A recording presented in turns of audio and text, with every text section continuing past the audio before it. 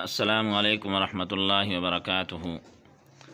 آج کا ہمارا سبق ہے دوستو سورۃ البقرہ کی آیات نمبر 7 سے 9 تک تلاوت کریں گے۔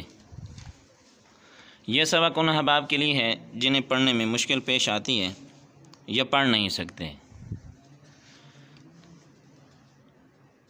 آئیے دوستو ہم اپنے سبق کا آغاز کریں گے۔ اعوذ باللہ من الشیطان الرجیم، بسم اللہ الرحمن الرحیم۔ ومن الناس من يقول آمنا باللہ وباليوم الآخر وما هم بمؤمنين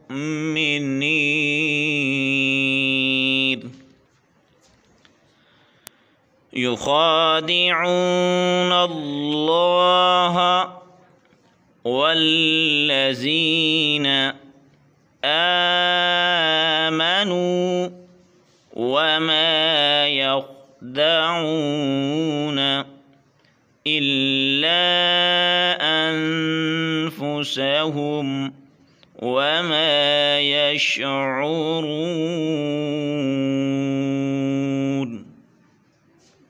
پھر سے ایک بار پڑھیں گے۔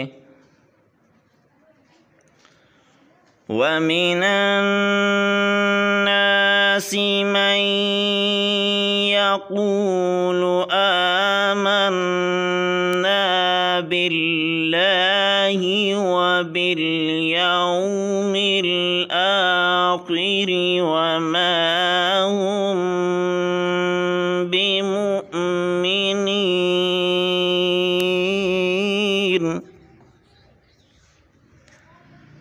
يخادعون الله والذين آمنوا وما يخدعون إلا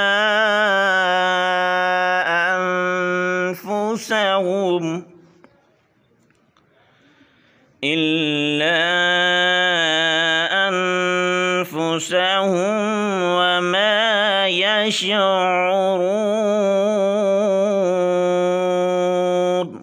صدق اللہ العظیم۔ دوستو یہ سبق ان احباب کے لیے ہے جنہیں قرآن پڑھنے میں مشکل پیش آتی ہے یا پڑھ نہیں سکتے، پڑھنے میں دقت پیش آتی ہے۔